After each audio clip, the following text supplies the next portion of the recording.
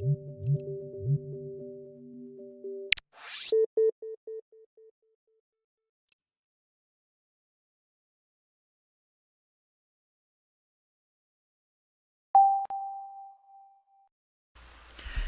guys, hi, what's up? Welcome back. I forgot to unpause the game. We're gonna hop right in, right where we left off, and I'm probably gonna keep talking about what I was talking about last week, because I think that's a neat discussion. Ooh, that's a big arm. That's a neat design. That's clearly something that wouldn't happen in actual, like, would not at least some of those arm bits be a ring of some kind at this point? Because of how gravity works? I don't know. Cool. This is gonna eat up a lot of my lives, I can tell. This is gonna eat up a lot of my lives. Or maybe not. Oh, but it is. It's gonna eat up a lot of my lives. Did I only partially... This is gonna eat up a ton of my lives because of the way I've been playing. This is cool, though. Look at all those little bitty planets newman real quick. Oh, look at that. Look at that. Look at that. Come on, bring me into it. Oh, come on. I thought we were about to just finish the level right straight out. Come on. Get me out of the innards of that planet. Okay. We're just gonna do this. We're just gonna do this and then yes. Good. That's clearly not the most efficient strategy for that planet, but look at all those little bitty planets going real quick. That's cool. Wow, you're supposed to do that in under a minute? I guess if you, like, do it perfectly, if you, like, hit the first set of arms first perfectly, and then just let the other ones hit you really quickly, that would do. That's neat, though. I don't know, the major thing what I was blithering about last week was how, sorry, 1 second, I need to look at this. I would assume that's a black hole. Hello? What in the world is that thing, and why does it look so cool?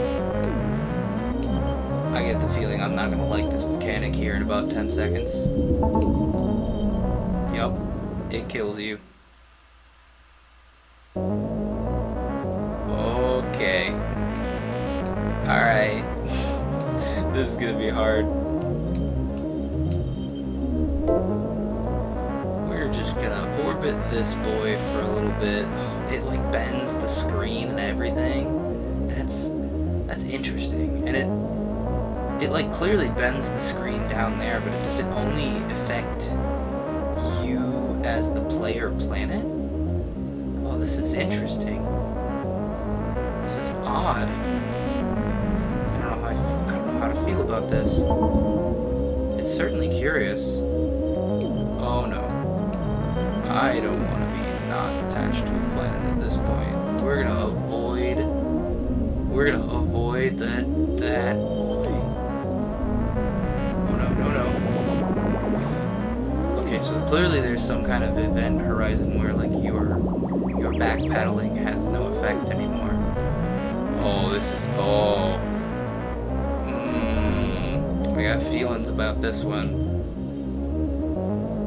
Okay, I'm gonna keep going. I wanna get this. Give me the blue planets, please. Thank you. Not that. Okay, I apparently found myself a buddy planet. Yes. Perfect. Nice. That is exactly what I wanted to do right there. That little... Oh, ooh. We're just gonna go one more around for safety's sake, and then we're gonna zoom out of this planet's wheelhouse, so to speak, and then we're gonna have to very much tiptoe to get this planet. Don't eat me. Don't eat me, Mr. Black Hole Man. Don't do it. Don't do it. Don't do it. Oh my goodness, the bonus is in the black hole. No.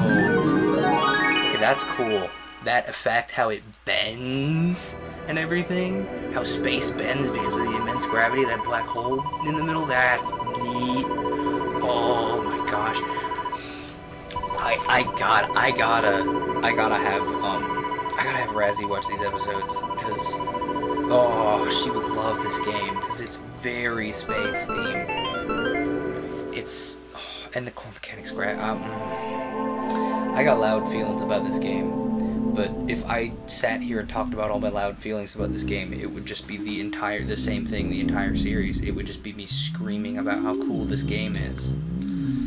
Well, what else was I talking? I was on like some kind of real deep philosophical bend a couple episodes ago, I think, and I really liked where I was going with it. Oh yeah, I was talking about how like you gotta learn to monetize the passion that you think is the most easily monetizable, if that makes sense. You know, you can only make money. You know, there are going to be a lot of things you love in life. You know, there are going to be a lot of things you enjoy doing in life, but you have to sit down with yourself and recognize that not all of those things need to be something you pursue as a job. To use myself as an example, I love music. It is practically the reason I get out of bed in the morning, every morning. It allows me an outlet for my emotions that I think is difficult for, especially in American culture, where, you know, you gotta be the man's man and not feel anything and keep everything bottled up. It's a wondrous outlet for me to let all my emotions live their life without getting, you know, maximum sappy about everything and anything in my life. But as I started college, I knew that I could not be a performer of music as my job at all. It's just not how I work. The way I, you know, interact with music would not work very well with the way the performance of music is used as a job, in my brain anyway. You know, we didn't need that bonus anyway, it's fine. But you have to look at yourself and say, I have these passions. Which one of these passions, or which, you know, set of passions, can I most easily commit myself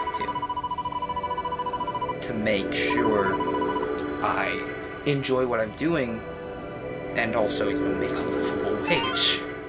And the core of why I chose a programming degree, if I'm at all seriously honest with myself, is I am a maker of things. In my mind, I am a maker of things. I derive great joy from the process of making a thing and seeing it done. And seeing a finished product, you know, come to life in my hand. I love... You guys have seen a little bit of this in the way I run, you know, some of my Minecraft stuff, or it's especially evident to me in my Minecraft, you know, choices. I love giving myself a big project and then, you know, stepping it out and chopping it up and doing it until it's done. And then once it's done, I sit back and I look at it and I go, that was awesome, what's next? And I think... I'm gonna run to that planet. I think programming is well suited to that mindset, at least professional programming. In my brain anyway, it's well suited to that sort of thing.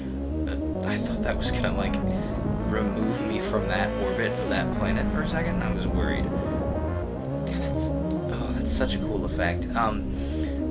Professionalized programming, where, you know, you're not just tinkering in your garage to make, you know, a program you specifically need. It is well suited to that idea of at least in my mind, a large, enjoying a large project for the process, and then being able to sit back and look at what you've done and go, I like this, what's next? Enjoy the thing for its utility in the moment and not much more. And I recognized that when I picked a computer science degree. I didn't know that was what I was recognizing, the ability to work in that type of space very well. At the time when I picked a computer science degree, I was doing it purely for the love of making things. I like making things, I like computers. I'm gonna make things with computers, that's what my degree's for, right? But as I went on with computer science, I didn't pick a different major simply because I recognized a lot of the mentality required for being a professional programmer. It aligns well with what I do, with how I view the production of things.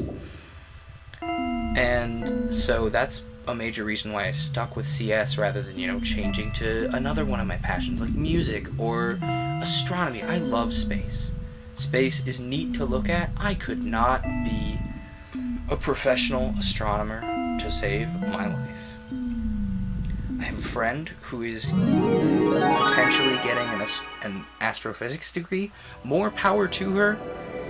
Bless her soul for doing that. That is not something I could do with my life.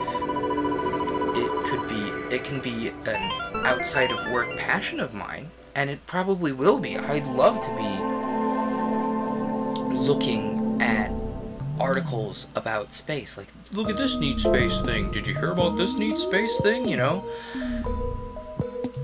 But at some point, you gotta sit down and recognize, do I think this is cool and something I want to do in my spare time, or is this something I want to pursue as an adult job?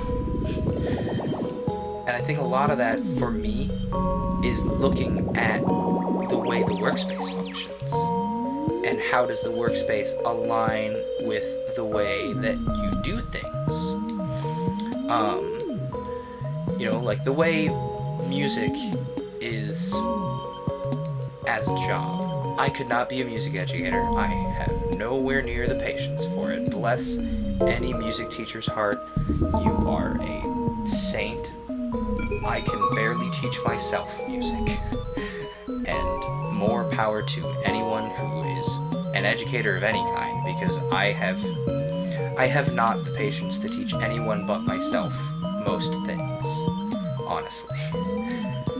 But that also stems from my introversion, I don't mind being around people. I'm very sociable. People who know me in real life know what I mean. I'm very sociable, but I'm not very social. My family knows this very clearly, because they see a lot of me. I don't mind being in a social situation. I'm not socially anxious, well, to any sort of disorderous degree anyway, I'm no more socially anxious than the average person, I would say. But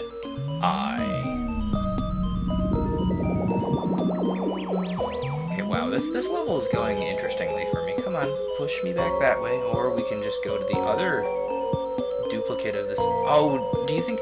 I wonder if the screen loops, or if this is just endless duplicates of the same thing. I'm curious. Programmatically, I mean. Like, level design-wise, it doesn't matter either way. But programmatically, I'm interested. Okay, am I in this orbit? Yes, good. But what was I saying? I was talking about how I love to speak to people. I love to interact with people, but it's not... But I have to do it... This is a difficulty I have. I have to do it on my own terms, and I can only do it for very, set amounts of time. I don't have a lot of social energy, so to speak. I don't have a lot of energy energy to continuously interact with people for a long time. I very quickly, run out of whatever it is that lets your brain process other people in a pleasant state of mind. Very, very quickly.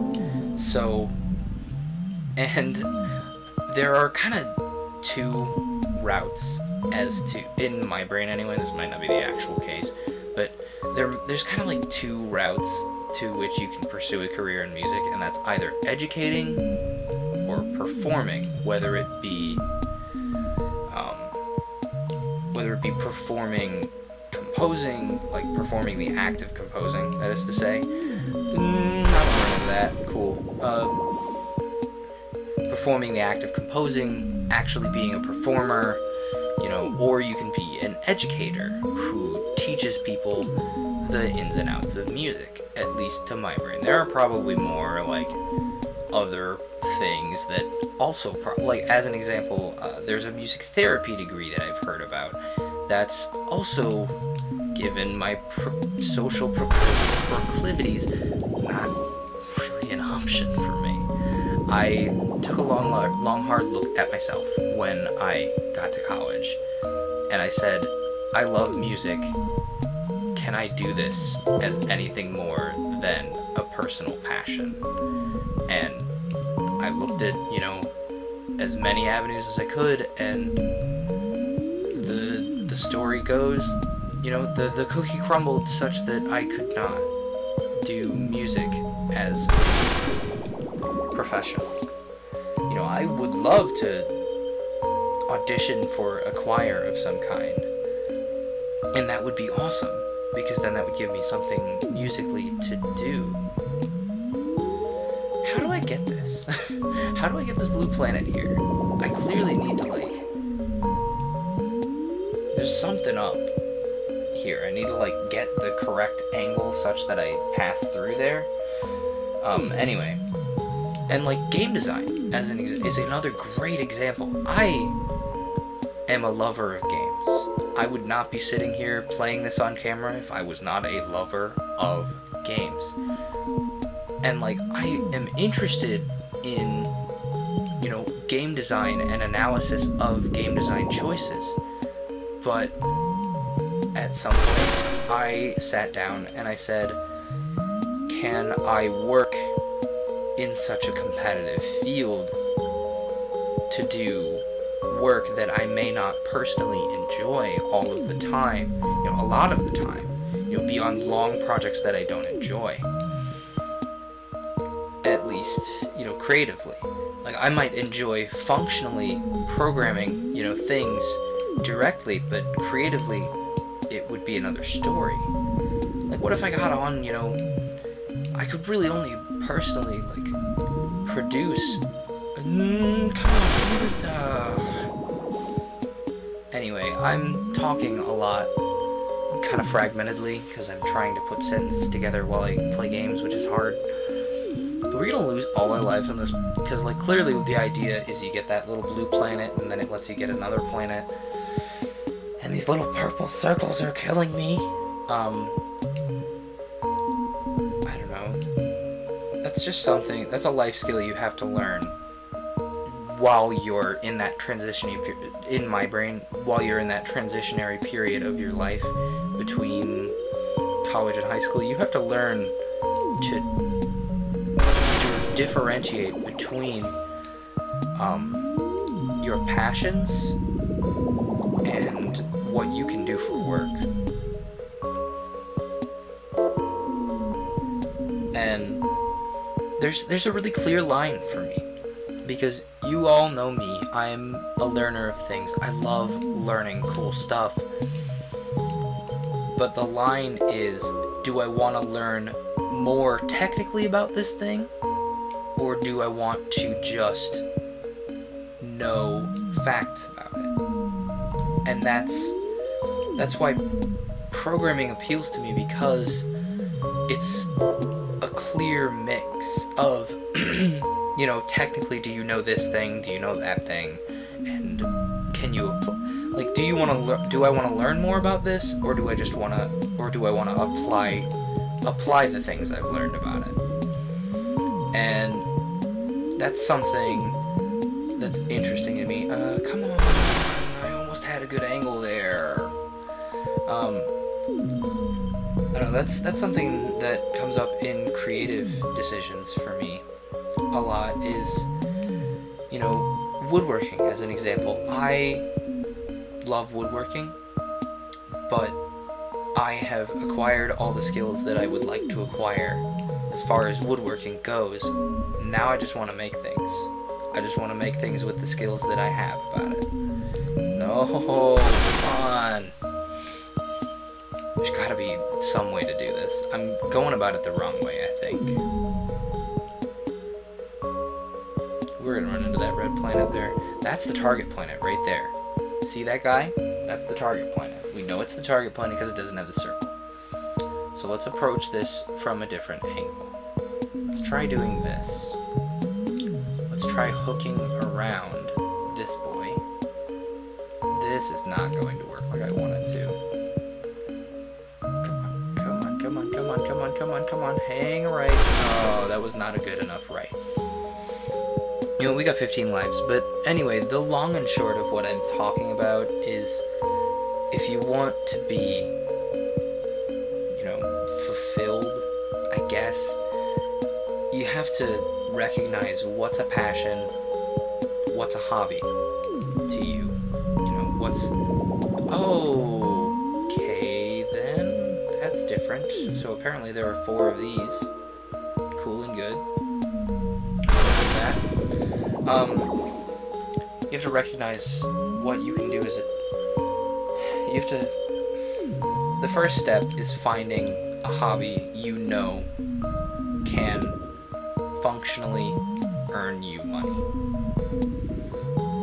Whether that be underwater basket weaving or, you know, something a little bit, you know, whether that be, you know, horse training, underwater basket weaving, you know, whatever trips your trigger, dude.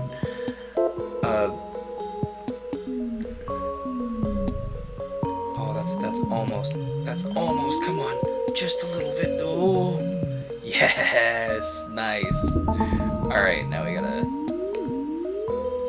gotta come back around, and we gotta get that other one that we saw earlier. See that boy? Oh, dude. Okay, what we're gonna do is we're gonna come around this way this time. That was too sharp of an angle. That's not gonna work. Oh, maybe it is. Ooh, maybe that's why, because I was trying to use too sharp of an angle. Oh, my growth animation killed me. Rude. Oh, this is a really cleverly designed level. I like it. You know, step 1, pick a hobby that you know can make money. Step 2, look at yourself. Look at the way you interact with work. And then look how that compares to the way that working in said hobby that you're looking at works. Oh no! Oh. Okay, well, we know it's that planet right there. So that's a good sign. You know, you gotta recognize that a majority of what separates your hobby from your work is, can you work on the terms required of you? At least in my mind. I'm like 20 years old. I don't know. I'm like 21 years old. Sorry, I forget the passage of time often. Speaking of forgetting the passage of time, this episode's 4 minutes over time. But we'll keep going. We'll keep going until we get this, because we're not too far from the end of this level, I'd say. Okay, we're on a nice angle here. So what we're gonna do is we're gonna ruin it, apparently. Come on. No. Oh, and we're down to single-digit lives now. Alright, we need to think a little bit more cerebrally. We need to think brain about this. Hang on, it worked earlier when we took like a wider angle, right? Hey. Alright, dude. Look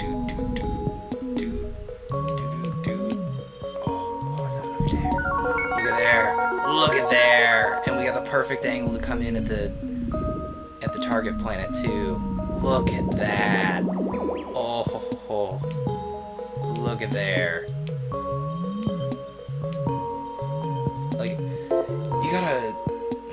Anyway, to return to what I was blithering about, you gotta recognize, find a thing that you like to do that